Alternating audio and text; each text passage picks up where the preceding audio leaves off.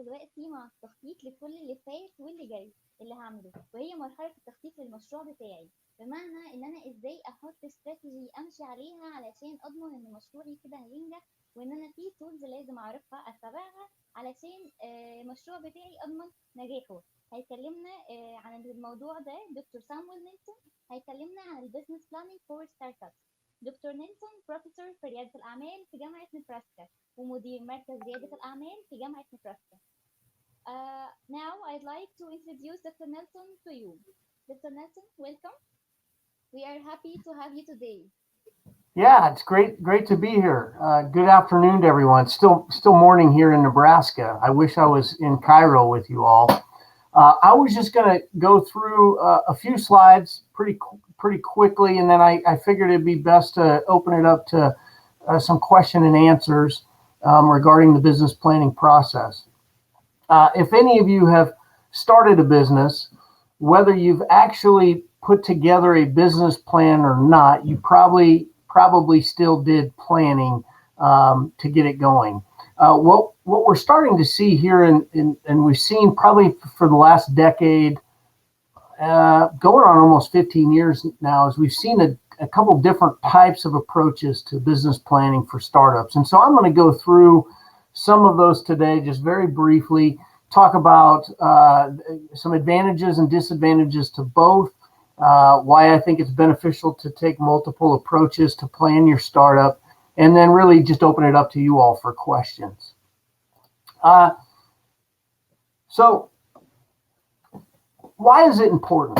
You know, the biggest benefit, in my opinion, these are all important, but the biggest benefit, I think, when you go through the business planning process is that it should enable you to really be able to narrow down and clearly articulate what your value proposition is. The number one reason businesses fail is it's because they build something nobody wants. And so in order to avoid doing that, you need to get out and really start understanding what your customer wants. And we'll talk a little bit about what we call customer discovery later. But the beautiful thing about going through the business planning process, whether you're doing a traditional business plan, whether you're doing the business model canvas, which I'll talk a little bit about today if you're not familiar with that, whether you're putting together what we would call an investment pitch deck here, all of those should help you every time you go through that process, should give you a more clear idea of exactly what your value proposition is to the customer. Also, as you go through that, you start understanding your customer needs. We use a term here, at least in our curriculum, and it's pretty common in the United States. We talk about migraine problems. So equate that to migraine headache. And what we encourage entrepreneurs to do is to solve problems that are a migraine problem for people.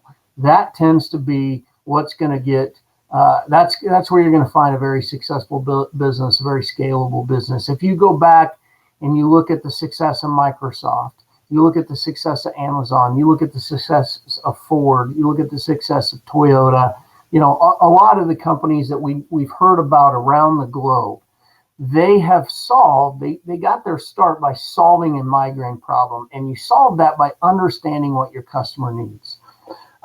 The other thing that's great about going through the business planning process, whether you're doing the traditional business plan, whether you're doing, like I said, business model canvas or a pitch deck, is that it allows you to set your priorities. You get to see everything kind of all at once. And once you see all of that, you can start saying, okay, I need to do this first, this second, this third. And really kind of figure out what the best priority for that is. And then lastly, regardless of which format you choose, it's your method by telling a story.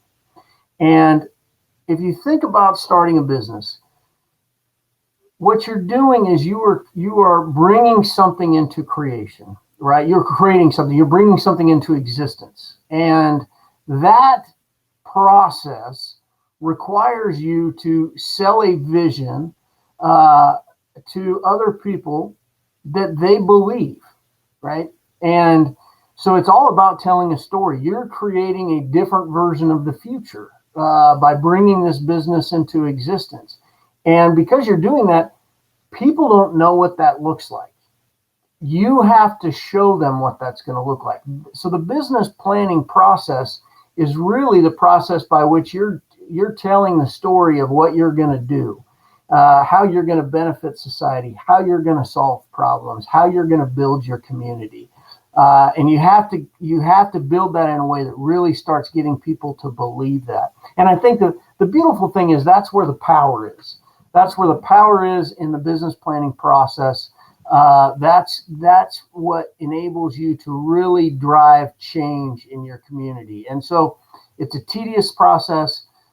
It can be frustrating at times. And so and it can be daunting. It can be a scary problem when you start looking at all this stuff.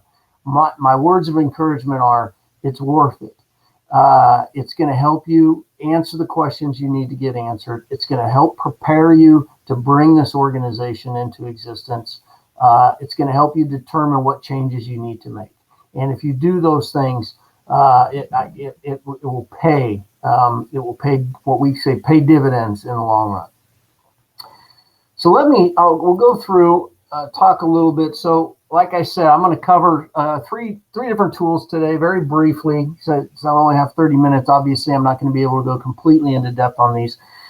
Here in the United States, for years, we utilized what was the traditional business plan. And that was almost the only form of business planning that was out there. And business plans are, you'll hear some articles in popular press saying there's no place for the business plan. The business plan's outdated. I think the business plan is still very relevant. I think it's one tool among many. And I think if you use it just in isolation, yeah, that could be problematic. But if you utilize that tool for its purpose, it's valuable for any business. And the reality is if you're going to apply, we have an organization here in the United States through the federal government called our Small Business Administration. And then they work with each state. And they allocate a certain amount of money that money goes to banks, and then the banks facilitate the lending, but the money's backed by the Small Business Administration. If you want Small Business Administration money, you have to do a business plan. And in addition to that, I am unaware of any banks that, even if you aren't going for the Small Business Administration funds, you might be going to a different set of funds that they have available or that they're willing to lend in their bank. They're going to require a business plan. So if you want to borrow money, at least in the United States, you are going to have to still do the traditional business plan. The tool that we've seen that's been utilized more often, our students like to use this. I love to use it. I think it's a very fun, creative way to think about your business, to think about your business model, is what we call the business model canvas. There's a book, Organization Business Model Generation. If you go to strategizer.com, they have all their tools. I think you can get almost all their tools free if you sign up for their email, and then you can pay for some additional stuff if you want. And I'll show you the tool here in a second. That's a very good tool. Also should be used, I think, in addition to the traditional business plan. So in my business plan course, students have to use all three of these tools. And then the last one is your traditional, what I call pitch deck. And this is your PowerPoint presentation that you're going to give typically when you're trying to raise some funding, investment for your business. That's almost always going to be a pitch deck. That's the preferred method of communication if you're seeking what we consider equity investment. Things like you would see on the show Shark Tank. I'm not sure if you've been exposed to that or seen that but we have a very popular show here in the United States called Shark Tank, and we have entrepreneurs on there that invest in money. That show is kind of is an example of giving a pitch, and you're not going over the formal business plan. We have organizations here like the Nebraska Angels, which is angel investment groups. We have venture capital groups. Those groups are going to want to see a pitch deck before they're going to want to look at a business plan. So each one of these has different advantages, and I'll kind of show you just a breakdown. Your typical business plan, this is what you're going to see in their typical business plan. You're going to have your executive summary. which is going to be an overview of everything that's in that plan. Then you're going to want to talk about that opportunity in more in depth, right? What is the problem? What is the solution? Why do I care, right? The one thing you should always be thinking about when you're planning for your business is, why does anybody else care about this product or service? Just because you like it and think it's great doesn't mean anything. The market has to like it. And so you have to continually ask yourself, what value is my product or service offering the customer? Then get into, who is this a problem for, right? So that's your target market. Who has this problem?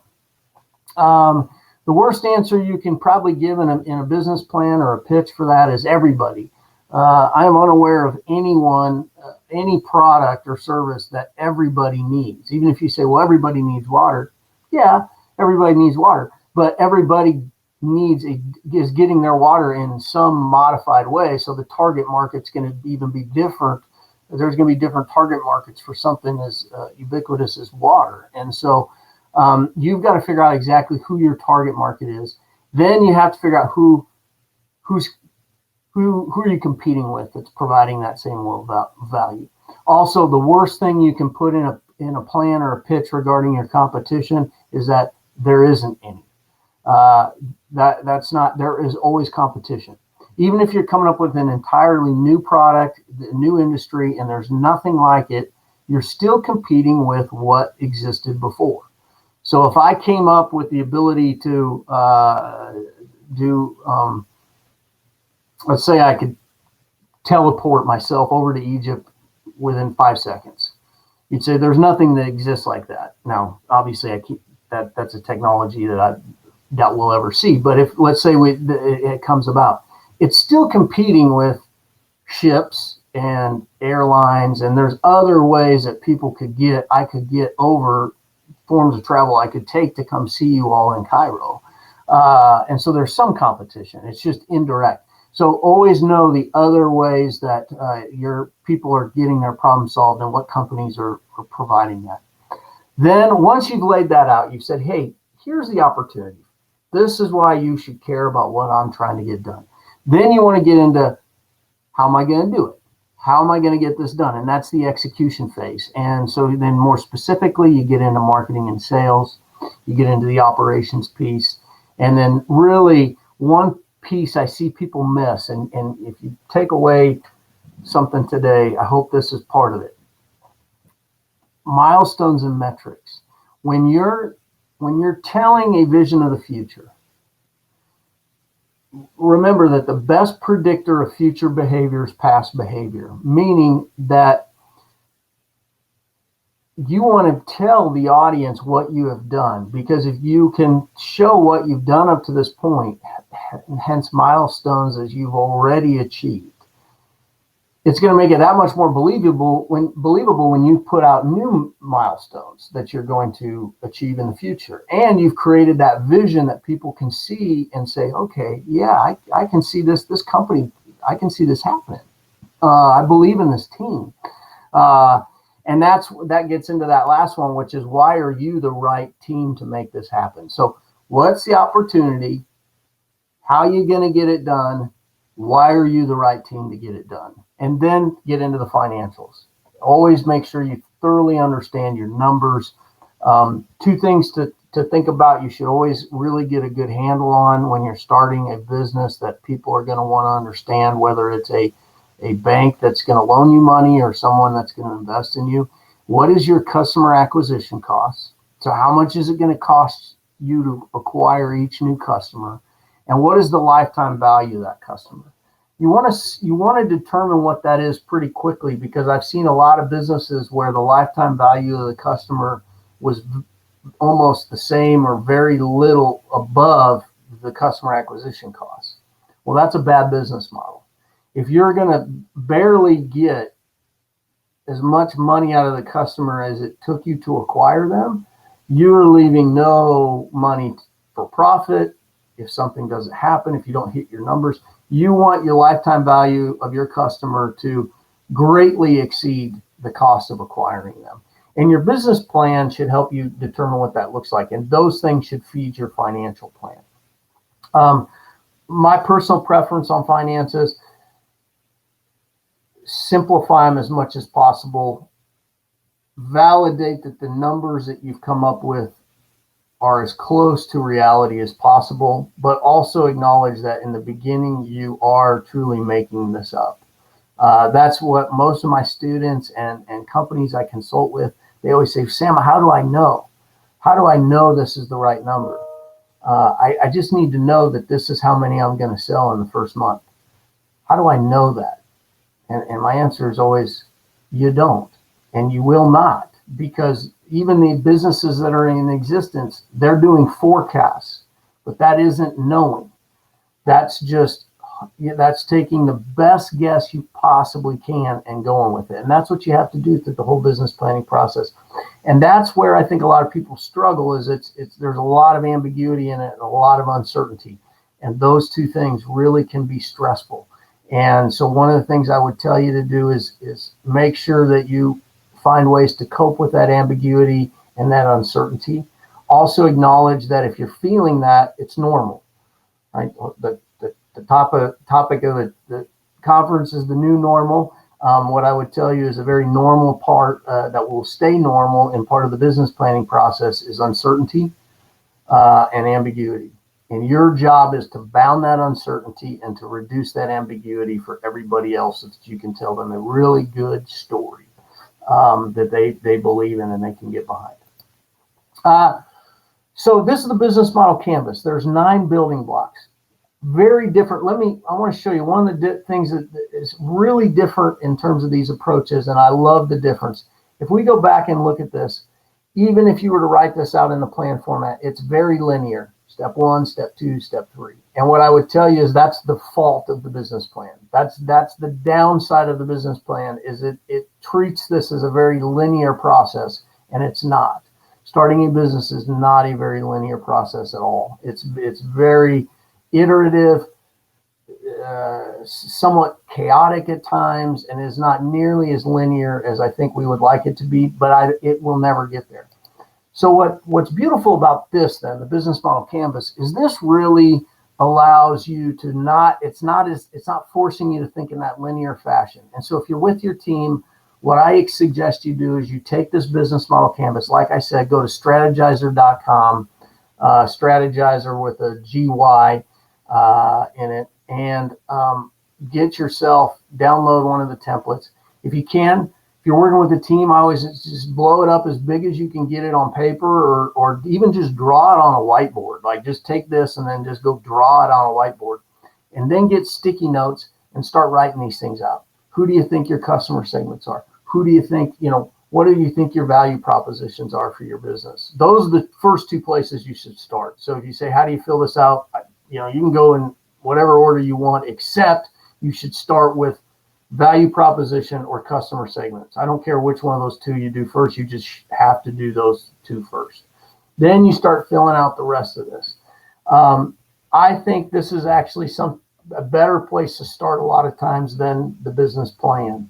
I think if you get an idea for a company, the first thing you should do is get a business model canvas and start filling it out. And you might quickly realize that there's some flaws in your thinking that either have to be remedied, or maybe this idea shouldn't be pursued. But this is how I would use that. Like I said, I would put this on a whiteboard, draw your own one on a whiteboard, have your teammates or people that you value, get them some sticky notes, and just start filling out each one of these sections and thinking through your business plan. In my class, I always have my students go through and do this for Uber. That's always a fun one to have. You can do it for any company, but I think that one's interesting because it kind of challenges. They have a very unique business model, and if you're to do this for Uber versus a traditional taxi cab, you could start seeing how the business is different. There's a different business model, so subsequently there would be a different business plan, even though the value proposition for both of those, in theory, the basic value proposition is the same. It's to assist people to get from point A to point B. Right. And so, but how you surround that value proposition with the other segments within the business model canvas is different. So that's a great tool. Like I said, it's a great starting point. I can't recommend it enough. Very insightful. just so you know, the different building blocks, BMC is just short for business model canvas. Like I said, value proposition, customer segment. Then I start talking about customer relationships. What do I need to do to manage the customer relationships? What channels am I going to leverage to get my products and services into different arenas, if you will? Who are the key partners I need to make this business work? What are the key activities I need to get good at? What are the key resources that need to be leveraged? And then the big ones that I think always get people kind of is the tripping point, or the part that people don't want to think about sometimes, but it really is the core of your business. What is the cost structure and what are the revenue streams? Because at the end of the day, if you can't develop a business that has revenue minus expenses equals profit, right, and that's a positive number, you don't have a business. So either you've got to change something, either you got to figure out, you got to raise prices, you got to reduce costs, you got to figure out additional customer segments, you got to figure out different additional revenue streams. But if you can't get those two to add up, there's no business there. And that's the harsh reality of business. What I would tell you, though, is that also helps us efficiently allocate resources. We respond to consumers' needs. That's the underlying premise for the market-based system, is that people will engage in free exchange. People will choose the things they want and need. And if we allow other people to help figure out what it is that those people want or need, then we'll allocate resources more efficiently than if we tried to plan for that centrally, if the government was trying to plan for all that, or, and so that's kind of the underlying assumption through all this. And the business model canvas is a tool to help you figure out whether or not you can figure out, can I provide a product or service to people that they want at a price that will allow me to make money. Right? Pitch deck. So the final tool that you can use, and I would recommend, like I said, I would do all three of these. Even if you're going to go to a bank, they're not going to want to see a pitch deck. They're going to only want to see the business plan if you're going to get a loan. If you're going to go for investment, venture capital, angel investment, some type of investment, they're going to want to see a pitch deck. They're probably not going to want to see the business plan. You should do all three of these tools because it gives you a more solid idea of your business plan. It allows you to do the most robust business planning process. But on average, my recommendation to my students and to the folks I consult with, and I'm working with, I'll be meeting with a company here based out of Alabama that's is going to be raising investment money, and they're going to be giving some pitches, and we're going to review their deck. And the feedback I generally give is the main pitch deck should have 10 to 15 slides. Most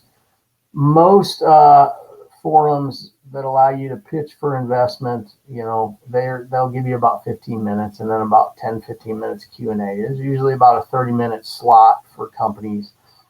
And so I tell folks, come up with your 10 to 15 most compelling slides that really tell the story of what you're trying to get done and what's in it for the investor. Now, with that, you should probably have the really good pitches I've seen have another 25 slides potentially. Their pitch deck, the good pitch decks I've seen, if they actually send them to me, are about 40 or 50 slides. But what the only ones they're going to present are that, let's say, that top 15, which is really the core of the story. And the other ones are all there just for supplemental reasons for the Q&A. So when you get to the question and answers component of the presentation, then you'll find out because you never can really predict what certain judges or certain investors are going to look for in your pitch. They all have different metrics, and there's no way you could cover all that in the time that you're given. So you just have to have an answer for everything. And that's what goes into what I call the supplemental. So those aren't scheduled presentation time slides. You wouldn't practice those. You'd practice the 10 to 15 key ones. Then you'd have all the other ones for the Q&A. But you'd need to know those slides inside and out. So if you got questions, you'd say, okay, actually, that's a good question on, let me go to slide 37, and you skip ahead and you've got information in there. Your pitch should have a theme, and that theme should be, there's a problem, it's a migraine problem, I've got the solution, therefore I have a value proposition, and guess what? This is a problem for X amount of people. So this is the market potential that we can, we could ultimately achieve. However, the worst thing you can do is a pitch is say, oh, it's a 3.4 billion market. So if we just get 1%, we'll make X amount of money. Well, my concern with that is that when you say if we just get a certain percentage, it's, at least in the United States, it's almost offensive to say that, because you a lot of times people say it as if it's easy to get, as if getting 1% of a market share is easy to get because it's only 1%. Business is tough. Businesses, the incumbent firms are out there working very hard to not only maintain their market share, but realize if they can get any percentage of another company's market share, that's a huge accomplishment. So to walk into an investment pitch deck to folks that are out there in the business world and just kind of assert that, hey, I'm going to go get 1% of this market like it's no big deal, is often viewed as somewhat offensive.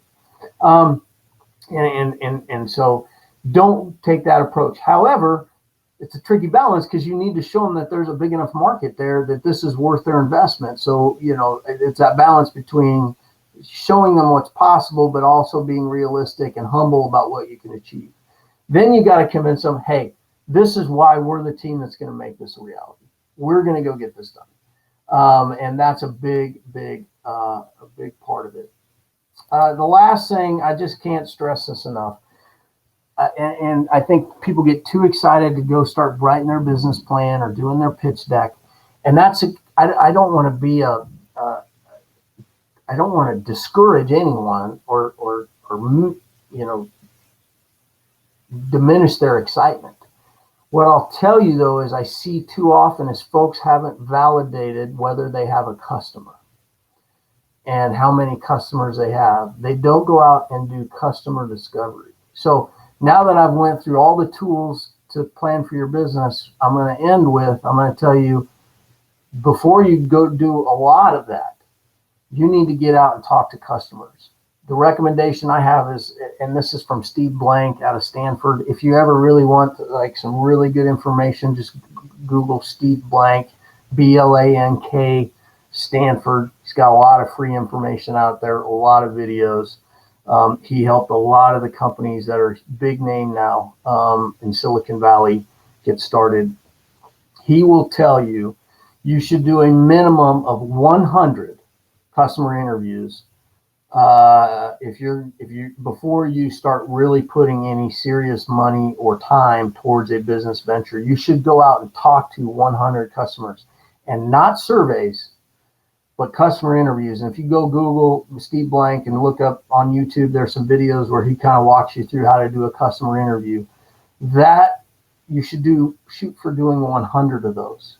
People don't want to do that a lot of times because it's difficult. It's time consuming. A good customer interview takes about an hour. And it's key that you don't go in there and sell things. You really need to be able to get in there and understand as much as you possibly can. So that's it. It looks like I have, okay, Q&As. I'm sorry, I had some raised hands here. I missed those. Q&A. What is your immediate marketing objectives? In terms of the business plan, it depends on what stage you're at. I think you can have a business plan for any business, even businesses that have been around for 100 years. You could come up with a business plan. If it's for a new venture, the immediate market objectives is how are you going to get your first sale, and then how are you going to move from getting my first sale to seeking product market fit, which is now that I've demonstrated that I am also profitable and can still scale the business. So all my immediate marketing objectives are going to work towards those three things. One, first sale. Once that happens, is how do I get profitable? So how many units do I have to sell before I'm profitable? Then once I hit profitable, how do I make sure that that scales? In terms of what is the size of the markets, in terms of units, it really depends on what industry you're getting into. I think I err on the side of it depends. I think whatever is most realistic in terms of the units you could achieve by the end of the first year. So, and when I say that, I have some companies that are selling software platforms to companies. So the metric I'm most interested in is how many companies they can actually sell that software platform to. Even though the platform might serve thousands of people, right? It's the sale to the company that matters the most. And so it's going to depend on the unit. Flip side of that is if you're doing direct retail, figuring out how many customers you have come in, let's say a restaurant, the metric I'm going to want to understand is, customer turnover on any given week, right? And in terms of how many tables am I going to sit? So really, I think it's going to be go in and understand what is the most appropriate for your business. Look to the existing companies within that industry and kind of see how they're tracking things, what units they utilize, what size the market is. And then for that third question, how much capital is required to execute business plan? Once again, it depends. My recommendation is it should be excruciatingly painful to give up equity in your company. So try to, bootstrap it is the term. And so don't view it in terms of how much capital you need. View it in terms of how much can you get done with the capital you have. Now, the reality is you have to give up equity in your company often to scale it because you need significant amounts of money. And so I think some of those, when you go through the business plan process, part of the business planning process and part of the financials, Arigas is who asked this question, is to help you answer that question. The capital requirements, for example, we had 4 finalists in our new venture competition last month. The capital requirements to start those 4 ventures was vastly different. 2 of them were software platforms that were going to need a fairly significant investment up front to get things going. 2 were, one was a product company that if they were going to scale was going to need a lot more money than even either of the startup or the software companies. But if they were just wanted to maintain as a lifestyle business, they made fishing lures, and it really depended on how big they wanted to grow that business. If they wanted to jump in to get into the big box stores here in the United States, the amount of money required for scaling was going to be drastically more than either of the software companies. And then the 4th company was an entertainment business for small towns, and their capital requirements were pretty low. So I'm glad you asked that. In terms of the capital required for business plans, part of the business planning process should help you determine the amount of capital. In terms of how to make a business plan fit a blind need for customers, can you elaborate a little bit more on what you mean by fit a blind need? I might need a little bit of help with understanding.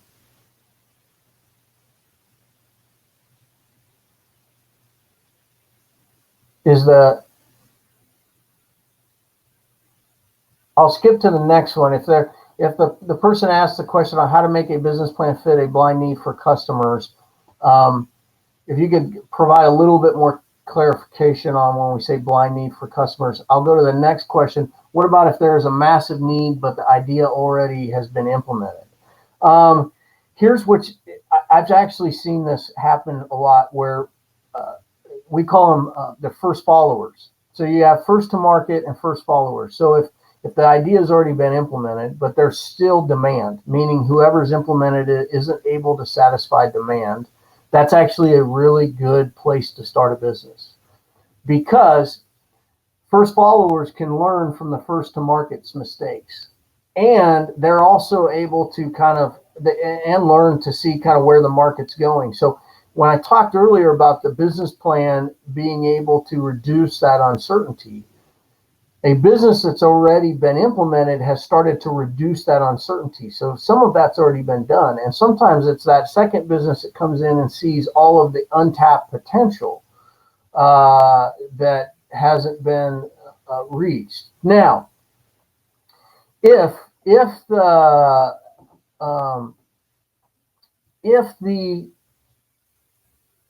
business is meeting the needs of the customer, for that example, so then you're going to have to figure out what they're not offering. Meaning that you said, okay, I've got this. There's a massive need, but the company came in and filled it. Then you've got to determine, is there still a gap between what the company's providing and what the customer wants? And then you have to figure out how to achieve that. And that's, once again, that gets into the value proposition. So when you start evaluating the competitors and the value proposition, one way to do that, and I didn't show this, but it's a competitor matrix. If you Google competitor matrix, you'll see it. But essentially, on one axis, you'll have attributes, or let's say on this axis, x-axis, you have companies. So you list out your company and the other companies. On the y-axis, you list out attributes that they're looking for. So in a car, if I'm looking for speed, different features, cruise control, gas mileage, whatever the customer wants, then each company, then you check which ones they offer, right? And if you can find a place that there's some companies not able to check some of those boxes, that's a really good place to start. And then thank you for the clarification on this. Is blind need a need for customer, but they do not feel they have this need? That's a tough one. That is a tough one. It's a risky business, but you can make a lot of money. And I say that because Steve Jobs was classic. If you go back and you just follow him, his whole thing was he was gonna sell you things you didn't know you needed. So it's doable. What I would tell you is and the reason I say it's risky is that when you do customer interviews, if they aren't telling you they need this, then you don't get that validation. So you have less validation. However, when you do customer interviews, you can also infer. You can make inferences. So you can learn as you're talking with these customers. You might identify there's something there that they don't even realize that they want. But I think you still have to do the customer discovery process to understand that. The other thing that you could do is observation. So you could go out and observe people in certain settings, and that's where you might see. And then you can do different tests or experiments. Like you could probably change something in their environment, and then see if they like it more. And that's where I think a pilot, a minimum viable product, as we call it, something that you give them to try it, and then they like, oh my gosh, I never knew how much I needed this. So I think for customer discovery for that, you still should go out. Maybe you aren't doing the same type of interviews, but you're going and observing customers in their environment. You're looking for ways to improve it. Then you have to give that customer that improvement and see if they like that. Is probably the only way you can validate it. I hope that helps. Hope that answers that question. That's a great question. That one comes up. Like I said, it's, that's, if we think about the entrepreneurs that have just done amazing things, that we've had some recent ones. We watched some recent ones in terms of human history that, Elon Musk, Steve Jobs, Bill Gates, Oprah Winfrey. I mean, they've kind of been in that space. Some of them, they've really kind of tackled things that maybe we didn't even know we wanted, but they found a way to get them to us, and they were rewarded for it. So Any other questions? I went over my time. I'm sorry for that. I do that sometimes. You're welcome. There was a thank you on the chat. I don't know. I think you guys can all see that. Any other questions from you all? Well, thanks again. I have not been to your lovely city or country. I hope to get there. I had the pleasure of working with some students, many of which are not. I know. I think quite a few of them are a part of this program. So I'm very excited to see that. I can't wait to actually get to come over there and see all the cool things you guys are working on in person at some point.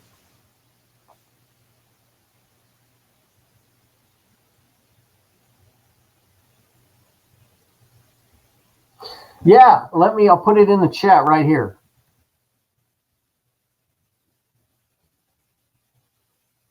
That's the easiest way to get a hold of me. Feel free to reach out, and if I can be of any assistance, I'd be happy to do that.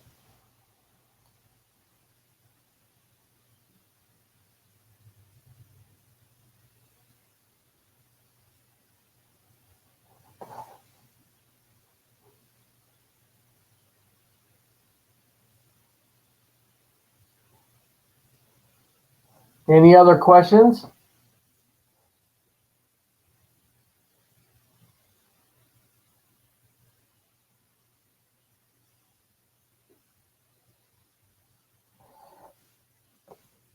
I'll kind of hang out here for a little bit if you guys, if there are any other questions.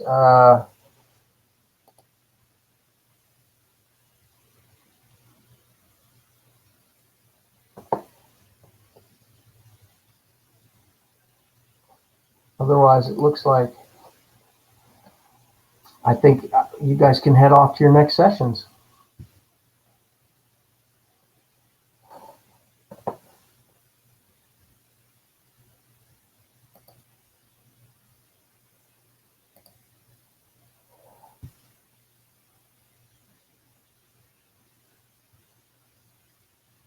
Dr. Samuel, can you hear me? Yes. Thank you so much. I am so happy to have you today. Thank you. You're welcome. It was my pleasure. And it looks like someone was asked about getting the slides, so I can send those to Rahab or Kiro, and if they can distribute them to everyone, if that's okay. Okay. Thank you so much. All right. Bye-bye. Bye-bye.